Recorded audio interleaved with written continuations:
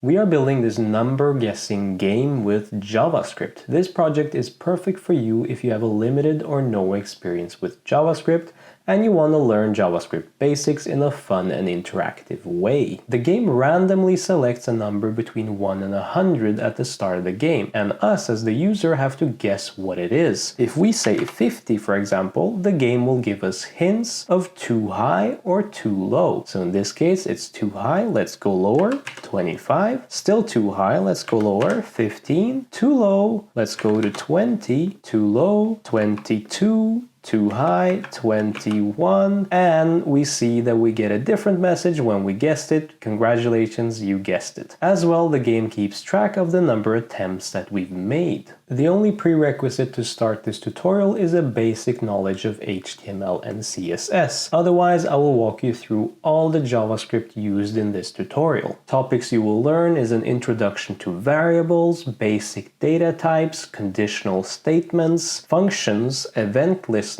user input and output, and simple math operations to randomize our numbers. If you're ready to start mastering JavaScript fundamentals in the best number guessing game you will find on YouTube and have a lot of fun coding it, then let's get started. Go to code.visualstudio.com and download Visual Studio Code. That is going to be our code editor where we actually write our project. Once you've downloaded VS Code and run it, it's going to look a bit like this.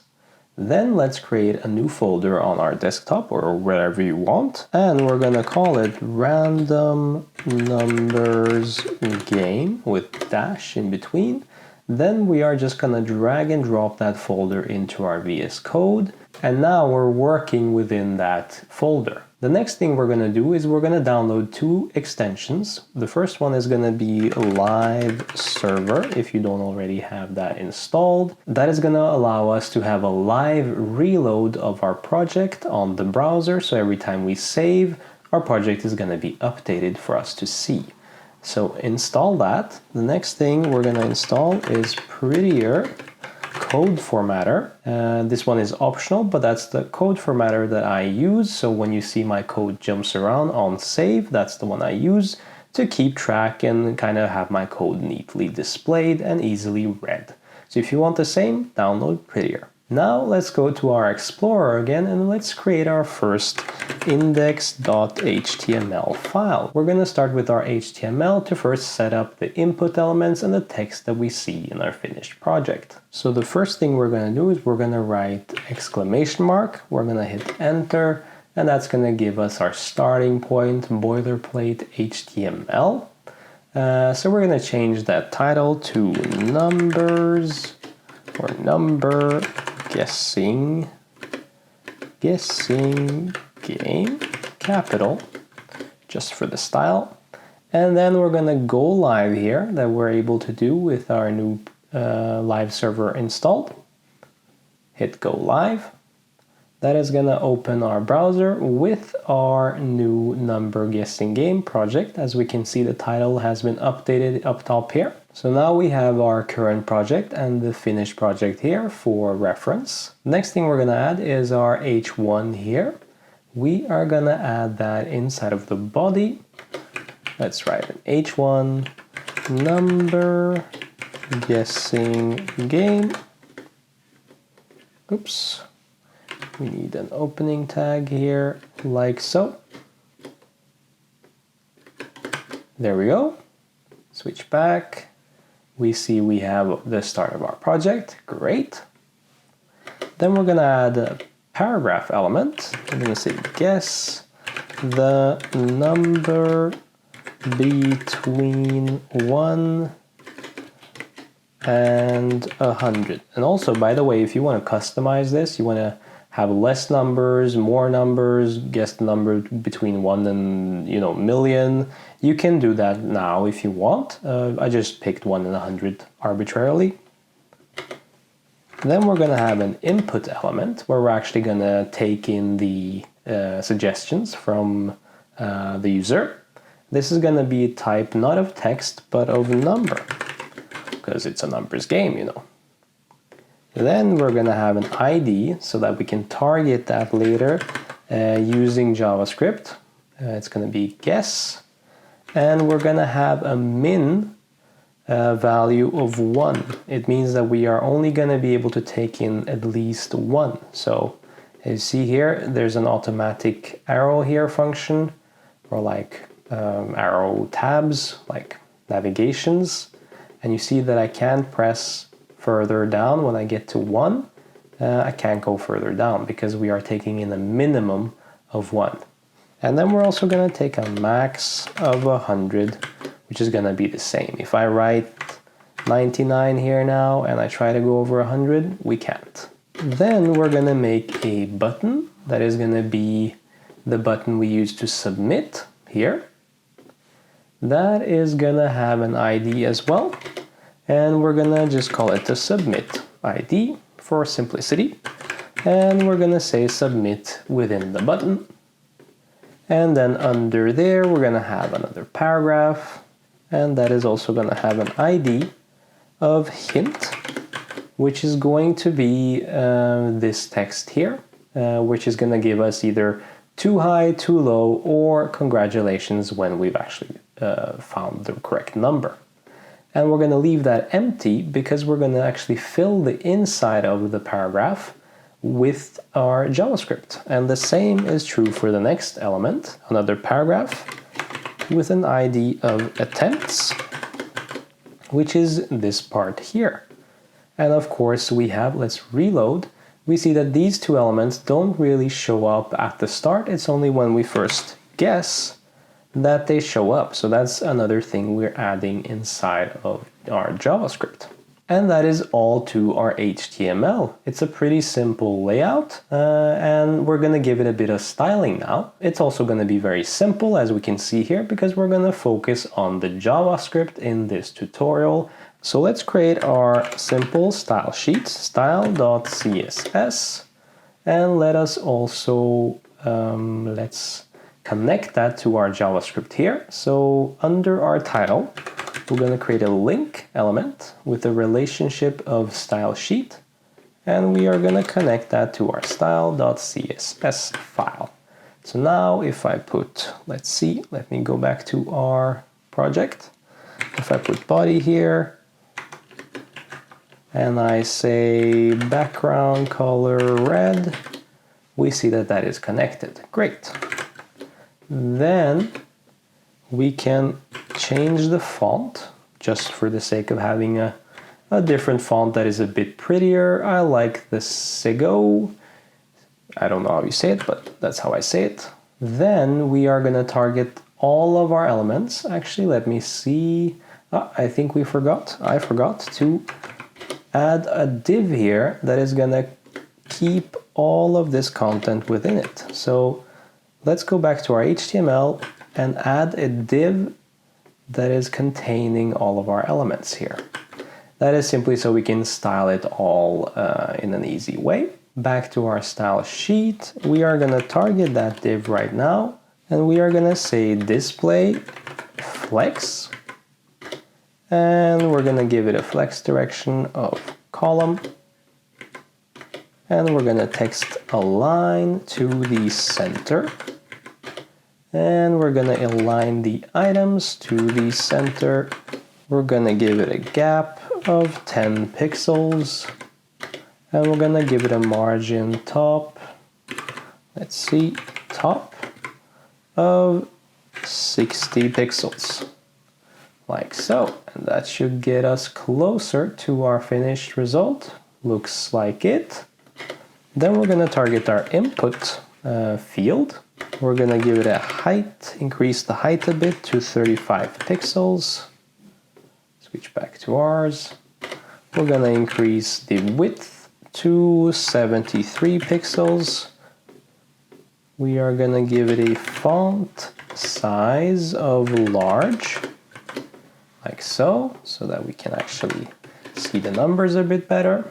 We are going to text align to the center, like so. And then we are going to target our button. We are going to give it some padding, 10 pixels top and bottom, and 20 pixels left and right. We are going to give it a background color of black. We're keeping it very simple in this tutorial.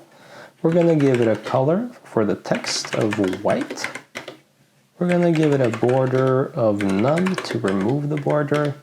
And we're going to give it a slight border radius of 4 pixels, just to smooth out the edges here. And then I don't really like these suggested buttons here. Maybe you do and you want to keep them, but I don't want to have them within the game. So we are going to do something called input, and then colon dash WebKit dash outer dash spin dash button, and then comma, and then you're gonna shift alt down to copy that, and you're gonna change the outer here to inner, and that's gonna target both this one and this one. And then we're gonna say dash WebKit dash appearance, and we're gonna say none. And you see that that removes our arrows here. The next thing we're gonna do is we're gonna also give it a margin of 0, like so. And then we're also gonna target, this targets Chrome, Safari, Edge, and Opera. The next thing we're gonna add is to target, do the same thing for Firefox. Then we write input, colon, and then brackets, type, equals, and then number. Then we are gonna target that styling. Oh, actually, without the colon here, that's incorrect. So then we're gonna target that. We're gonna say Moz, and then appearance, and we're gonna say text field, like so. Then I also don't like this blue outline here when we are focusing on this input element. So we're gonna remove that. We're gonna say input, colon, focus, and we are gonna say outline, none. So now when I click it, we see that we don't have that anymore.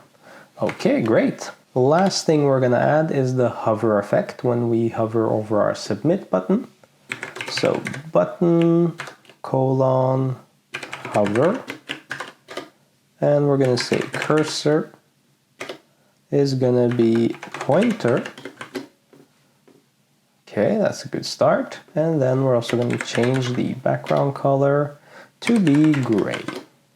And do feel free to change the layout and the styling here to something more fun, but I'm keeping it simple to really focus on the JavaScript, which we can start doing right away. So let's create a new file in our Explorer. We're gonna say new file, it's gonna be called script.js, and then let's go back to our index file because we are going to actually link our JavaScript file to our HTML file.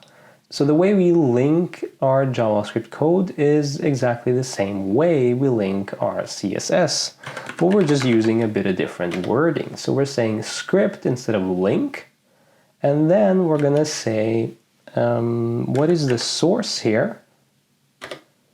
Well, that is gonna be script.js. And then we also gonna add an attribute here, similar to how this button has an attribute of ID, or this input has an attribute of type. This script has an attribute of defer. And what defer does is it simply delays the HTML from reading this line 8 here until it's read all of the HTML. And that way, when we read the JavaScript, we have all the elements here already registered in our browser. Because otherwise, when we're going to try to run certain functions with, let's say, this submit button here, the JavaScript would say, hey, let's do this with the submit button.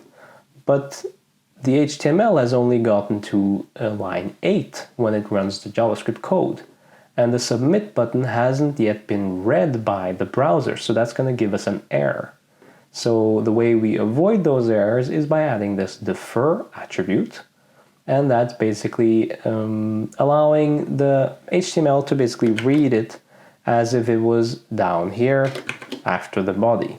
But putting it here is a bit of a hacky way, and it's not best practice. So we want to have it up in the head with the defer attribute. So now let's talk a bit about what JavaScript is. So I'm going to full screen our numbers game here.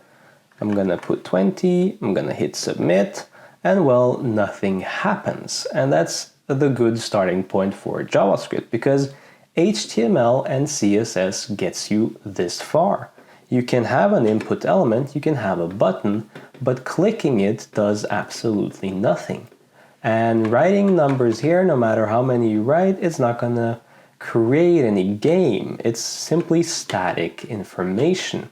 So we're not taking that info in anywhere, and we're not being able to use it for anything, and certainly not run any kind of number guessing game on it. So think of it as this way.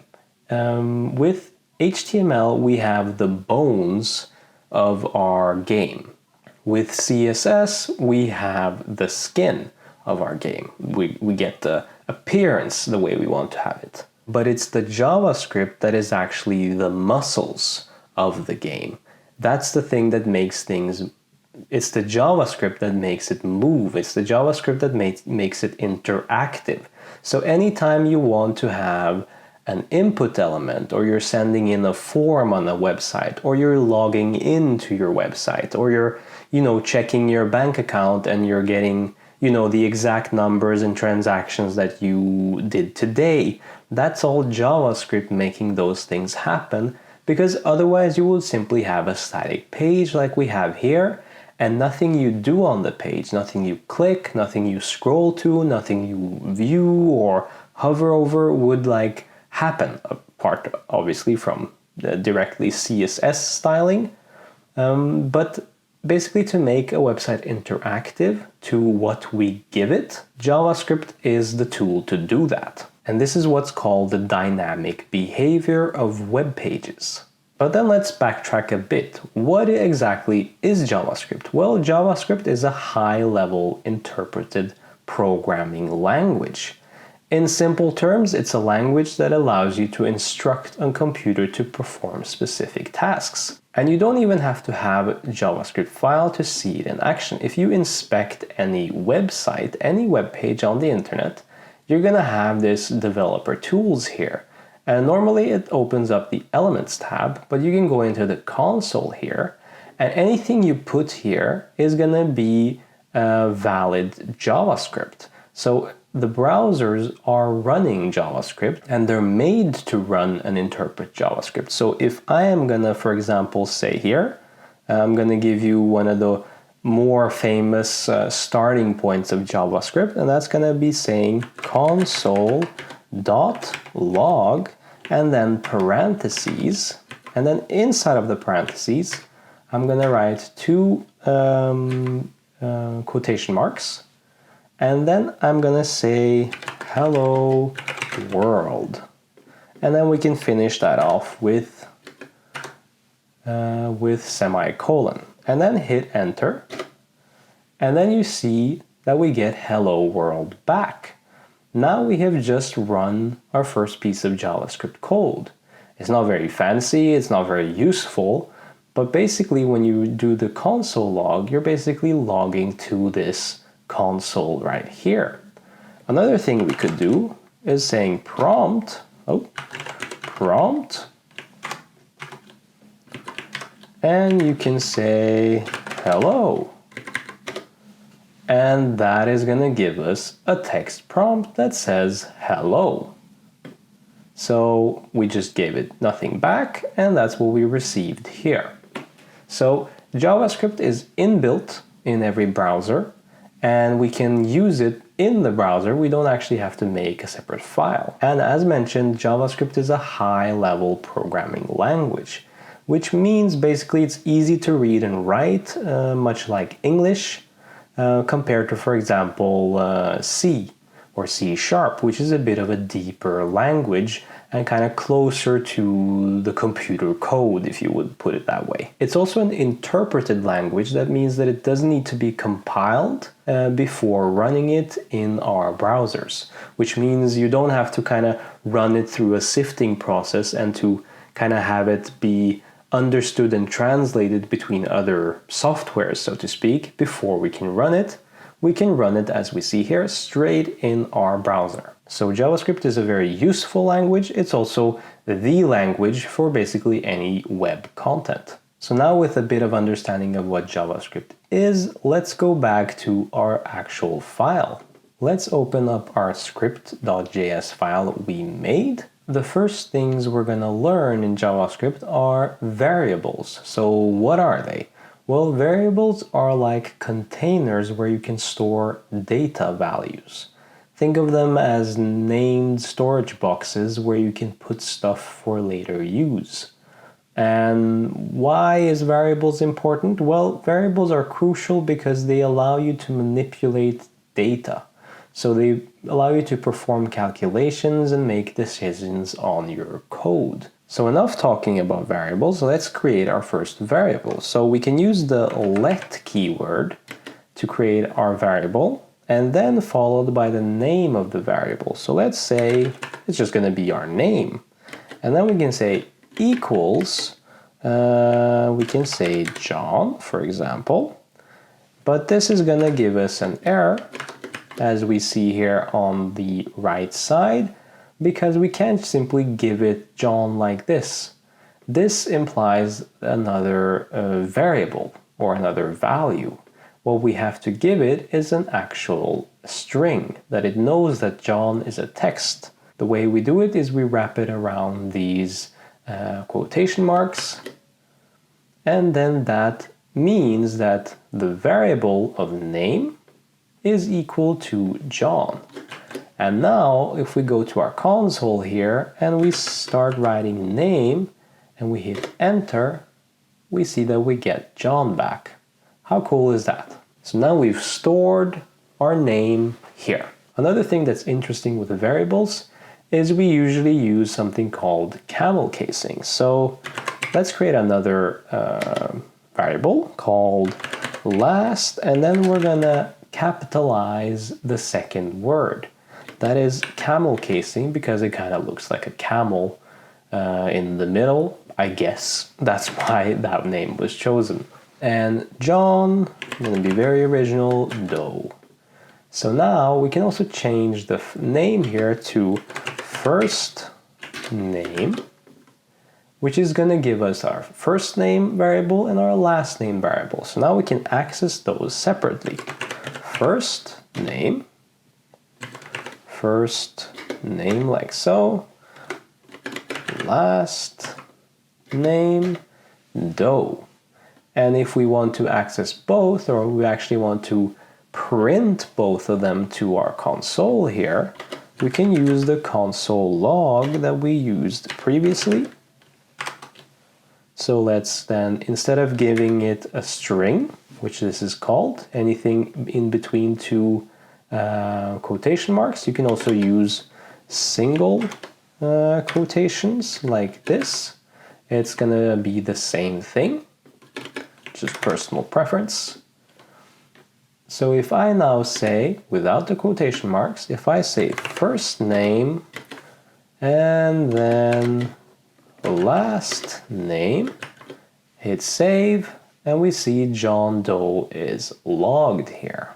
So in addition to the string data type, there are many different data types in JavaScript. So a string is one. We have also numbers. So let number equals to 2, for example. That is also another type of data we have in JavaScript that we can use. We also have let Boolean, and that is something that holds a true or a false value. So that can be, for example, true. And we have a couple of more data types, but Boolean, number, and string is gonna be a lot of what you're gonna use in JavaScript. And that is everything we need for our game here. So now let's actually create our real variable. We can delete all of this. Then we are gonna create a variable called attempts. Attempts, like this. And we're gonna say that it's equal to 0 at the start, because when we start the game, we haven't made an attempt. And then for every time that we click the submit, we are gonna increase this number. And we're gonna do that later, but for now we're just gonna create a variable that is gonna hold the amount of attempts that we have made. Then let's actually also comment here. I'm going to show you how to make comments so that we can keep some structure in our JavaScript. So if you want to comment in VS Code, you can hold Control and then KC. Actually, I think you have to write for some reason first. Control KC then. So once you've written anything, you can hit Control KC. And that's going to comment out in green here. It's going to be invisible for the browser and it's not going to be actually red, only for our eyes. So here we're going to say declare variables, because that's what we're going to do here. The next variable we're going to create is one that's called let, and then it's going to be random number. And what we're trying to create here is basically a random number between 1 and 100. So the way we do that is we call an inbuilt function in JavaScript that lets us use different math tools. So if we say capital M, math, and we hit dot, we see that we can, for example, say pi, and that's going to give us the number pi.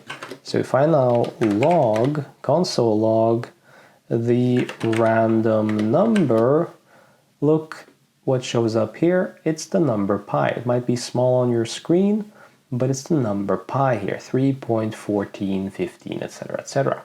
So what we need is not pi, we need math.random. And then if we see nothing shows up, it's because we actually have to call, this is a function. It's not just a number like pi, it's an actual function. And the way we call function is with using brackets after it. So now we're calling the random function, we hit save, and we see that we get 0.65. I'm going to read them for you in case you don't see them. If I save again, we say 0.99. If I save again, 0.39. So the thing is, this function returns a pseudo-random number between 0 and 1. But we don't want between 0 and 1, we want between 1 and 100.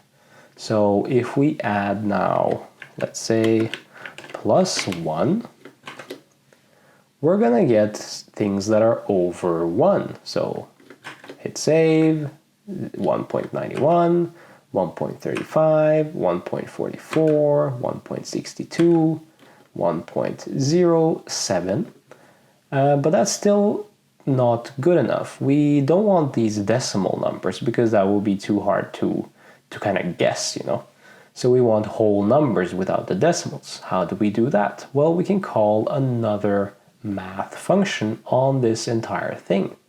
So let's wrap this function here inside of some brackets, inside of some parentheses, I mean. Then we're going to call another math dot, and this one is going to be called floor. And then save, and look what happens. Basically, when we call this function, we're getting decimal numbers here, 1 point something. But now, because floor rounds down any decimal number.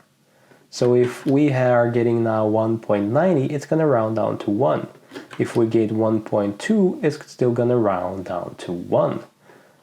But you might be wondering, well, what's the whole point of that? Well, the cool thing now is that if we now multiply this math random times 100, now it's going to be math random not up to 1, it's going to be math random up to 100. So now what any number we get is going to be rounded down to the nearest whole number, and that in total gives us, as we can see here, random numbers between 1 and 100. If that was a bit confusing and your first time working with, math operands, multiplying and using math floor, math random, and also kind of chaining them onto each other like this, using one on another one, don't worry, it's going to become second nature as you just write more and more JavaScript code. If you want to learn more about Math.floor and the different types of math tools you can use, then you can go to developer.mozilla.org, and here this is basically the reference guide for all things JavaScript.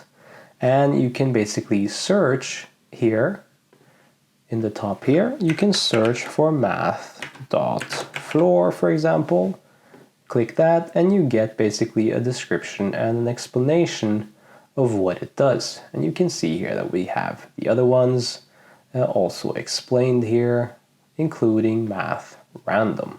And this doesn't only go for the math, it goes for everything JavaScript and absolutely everything that we're using. You can also search the console log, as you can see here. So you can basically find everything that you are wondering about inside of here. It can be a bit confusing, but I would recommend just using the search up here. So let's get back to our project. Okay, so now we have our attempts and we have our random number. We're not going to console log it, so we can remove that.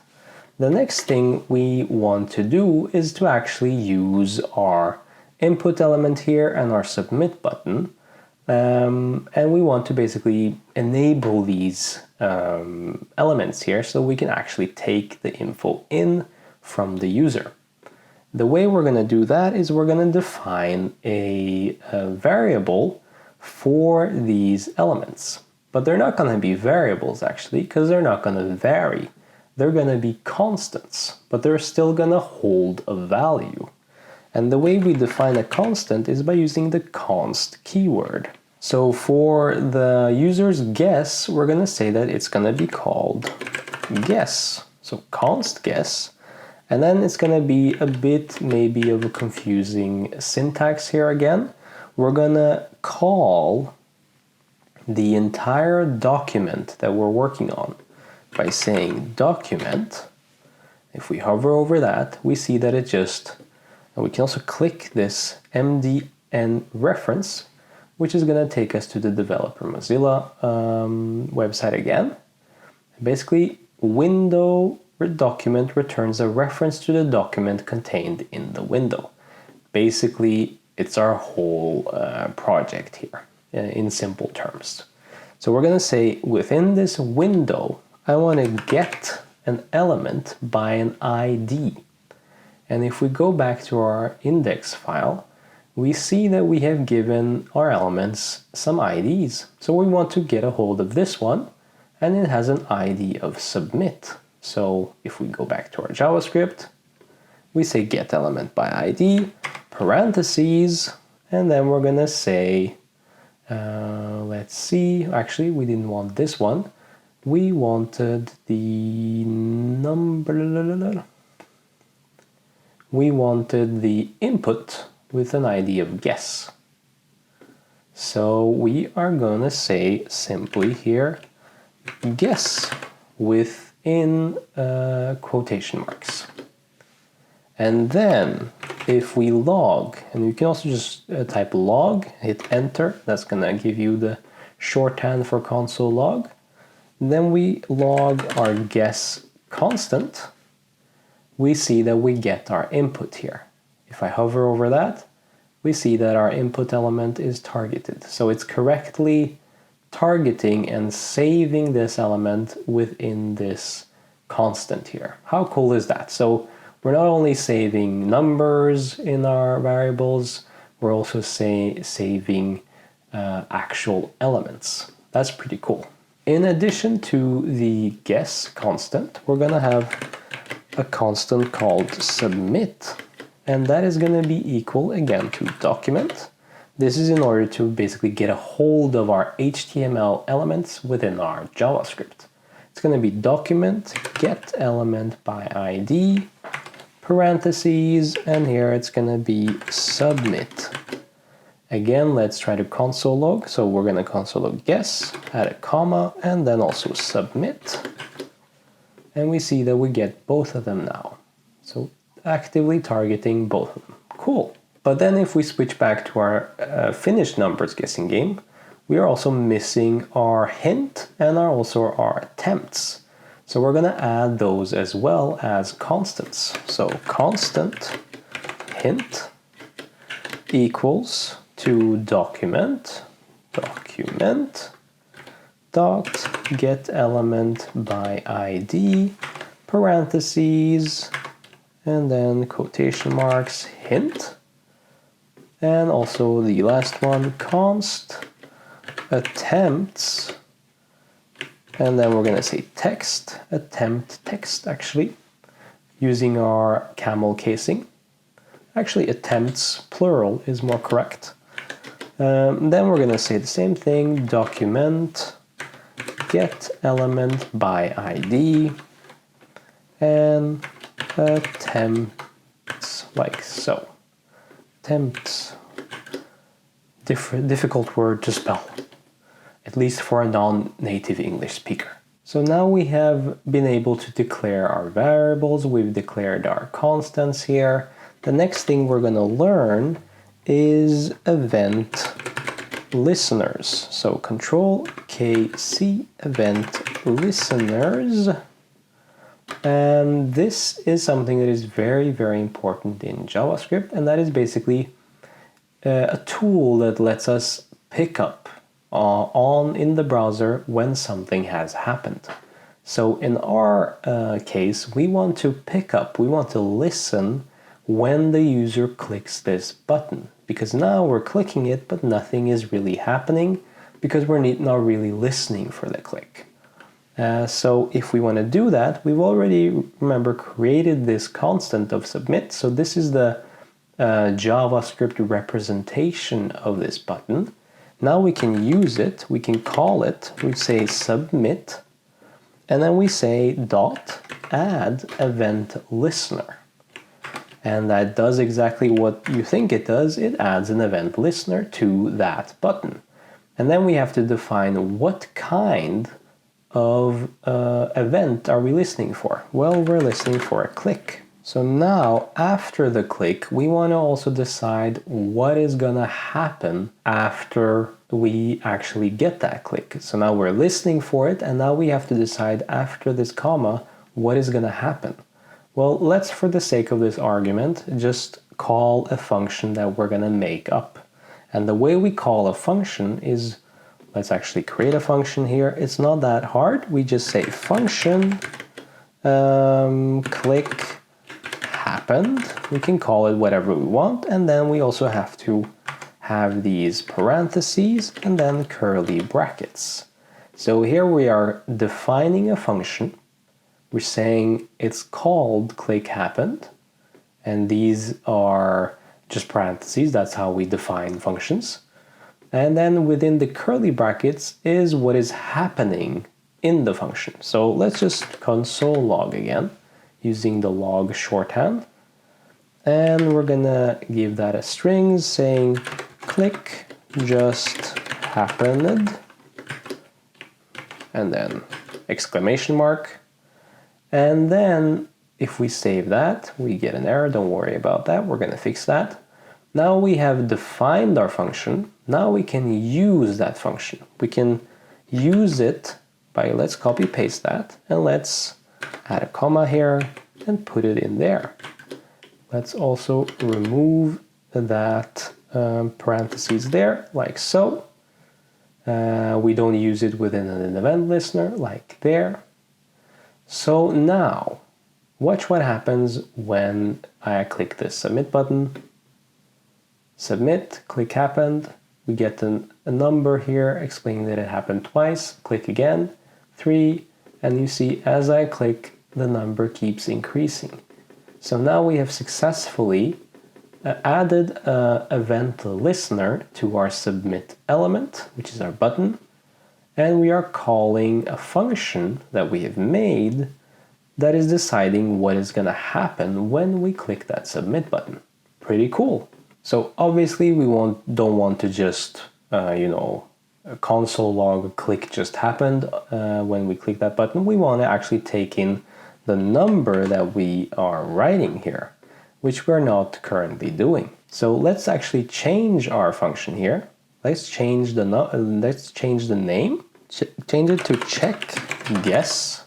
And also let's not forget to change it here. Check guess, because that's essentially what we want to do when we hit submit. We want to check if this number is the number that we randomly got made here. And if it is, we want to basically display a message. If it's not, we want to display if it's too high or too low. So that is the functionality we want to replace in here. So first off, let's take in the user value. So how do we actually save and get to the value that the user sends in? Well, we're going to create another constant called the user value. So it's going to be equal to capital number, which is an inbuilt constructor in JavaScript. We're not going to go into that, that's a bit more advanced, but we're using it as a tool the same way we're using it with the math tool. So it's going to be a number. It's going to be guess variable that we already took in here, which is going to be this input, what we put there, 23. So that's going to be guess, and then dot value, which is getting a hold of the value inside of here. Because guess gets a hold of the input box, and then when we add the dot value, we actually get a hold of the 20 or 35 I put here. So let's submit that. Let's see, guess dot value. If I write that, you see it says 35. If I say 33, and then we write guess dot value again, you see it shows 33. If I just say guess, you see I just get the element. So guess gets the element, guess dot value gets the value inside of it. That's what we're doing here. And then number basically says that this is going to be a number. Another thing that we want to happen when we click submit is that we want to have this attempts go up, as we can see here. And the way we're going to do that is we're going to take this attempts that we made in the start, attempts, and we're going to say equals attempts plus 1, and then save that. Basically says that if attempts is 0, it's going to be 0 plus 1. And then for the next round, it's going to be 1 already, so it's going to be 1 equals 1 plus 1, which is 2. So etc, etc. That's how we increment a variable. So as we can see now, if I just hit this a couple of times, and now I write attempt here, oops, attempts, like so, we see that it's 8. If I hit the submit button a couple more times, and I'm pressing up to get the last written thing in the console, hit enter, and attempts is 18. But this is not a very good and efficient way of writing this incrementation. We actually have a much easier way to write when we want to just increment a variable by 1 for every round. We can just remove this whole attempts, and we can remove the 1, and we can just write 2 pluses, and that is basically saying the same thing. That attempts is just going to increment by 1. That's what this means. So if we hit reload, attempts should be 0. Hitting the button a couple of times, and then attempts is 11, so that's correct. Then the next exciting thing we're gonna learn, and that is gonna be very, very useful in your JavaScript journey, is conditionals. So we're gonna write another comment here. So conditional lols, and then Control K C. So what exactly is conditionals? Well, in life you have choices, right? You have certain paths that you cross sometimes, and you have to choose which way to go down. Do you go left or do you go right?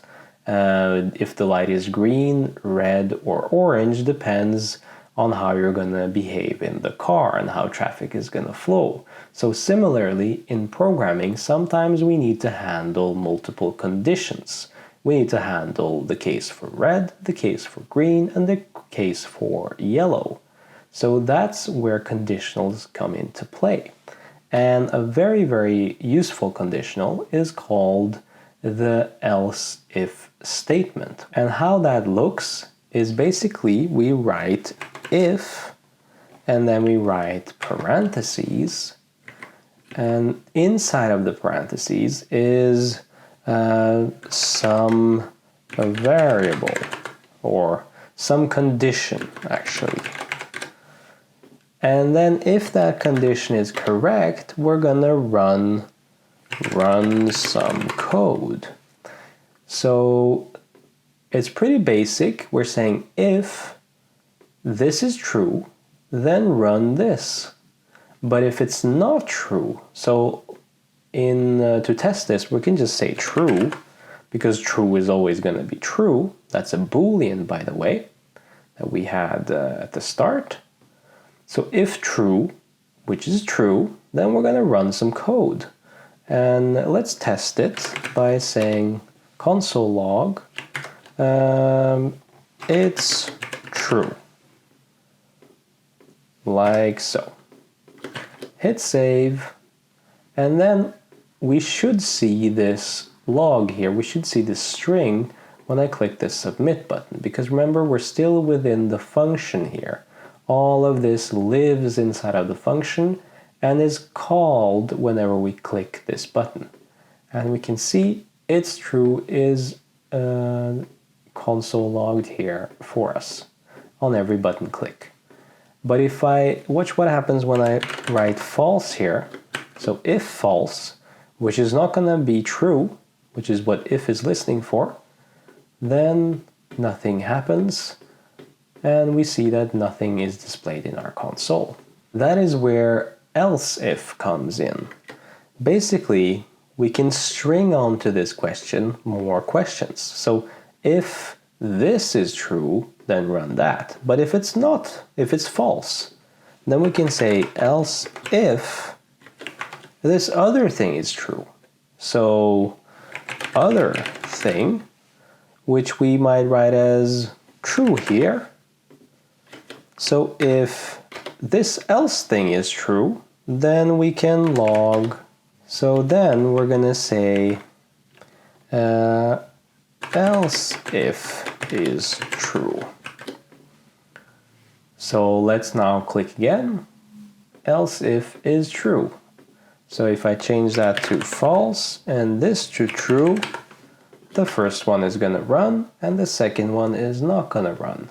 And then we can continue and say if this is false and this is false, well then else run some piece of code. We're gonna say console log, let's say else, like so.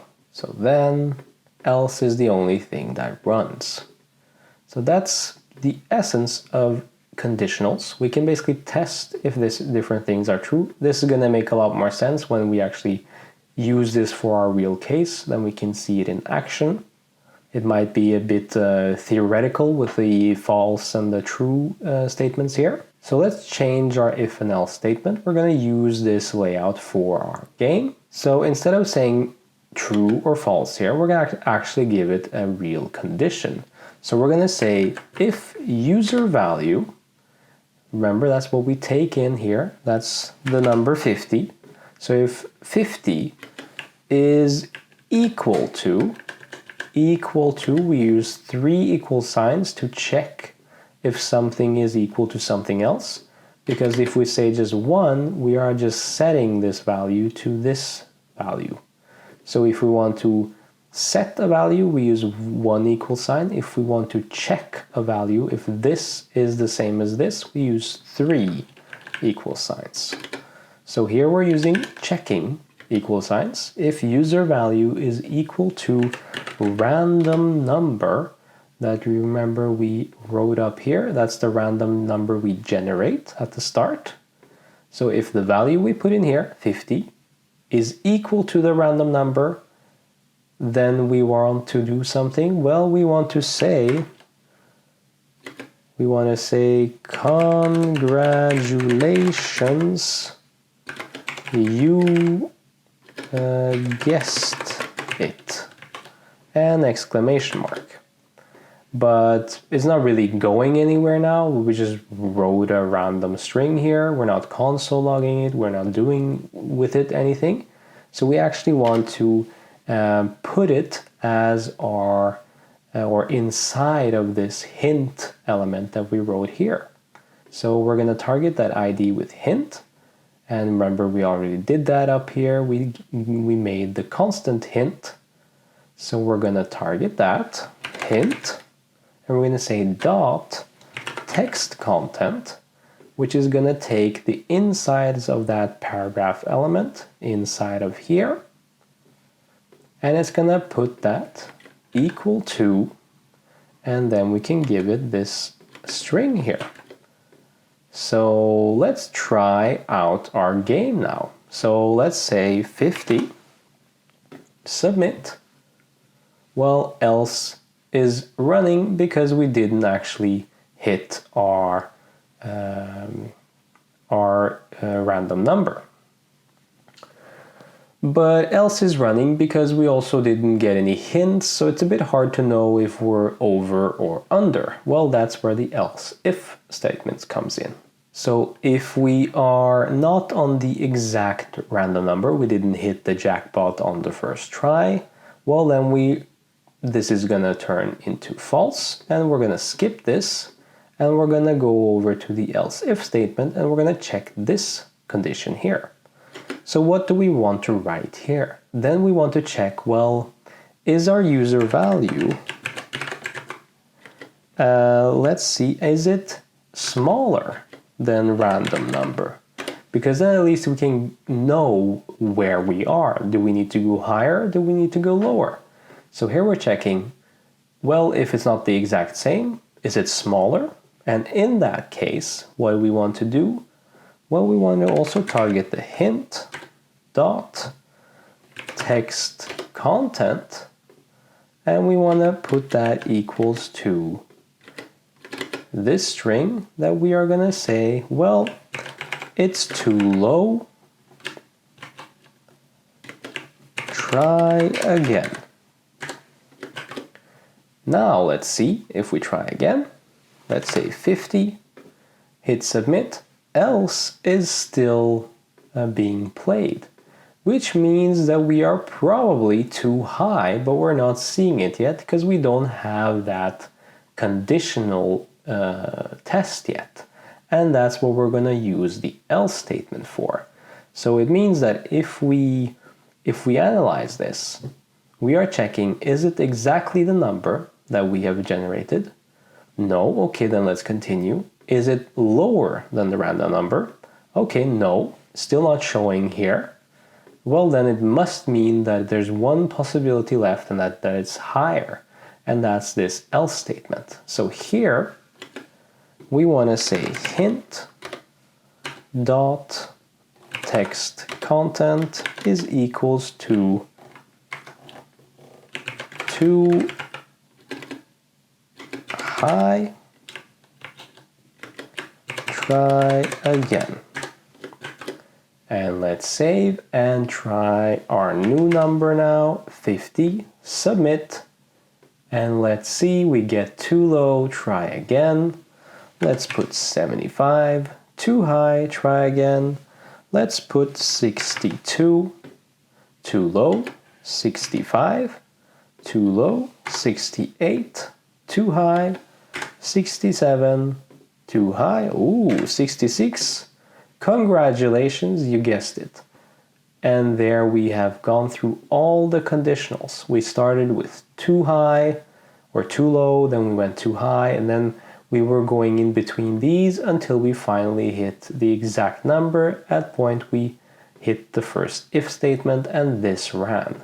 And as you might have noticed, when we run this function, when we click the button, only one of the statements is going to run. And that is the beauty of the conditional. So based on what we give it, it's going to run inside of its statement and nothing else. It's going to skip the rest. So if it's the exact number, this is never going to run. If it's low or too high, this is not going to run, etc. And then there's only one thing left to add in our game, and that is the attempts down here. So you might have noticed that I was console logging the attempts earlier, but we don't actually see them. And that's going to be an easy fix. So still within our function here, we're going to target the attempts text that we wrote up here, added as a constant.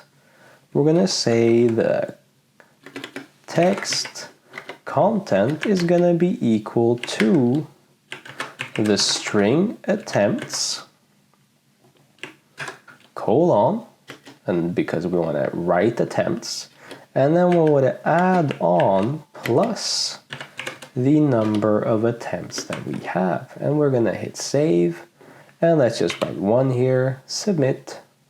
We get too low, 50, too high, and we see that the attempts is increasing.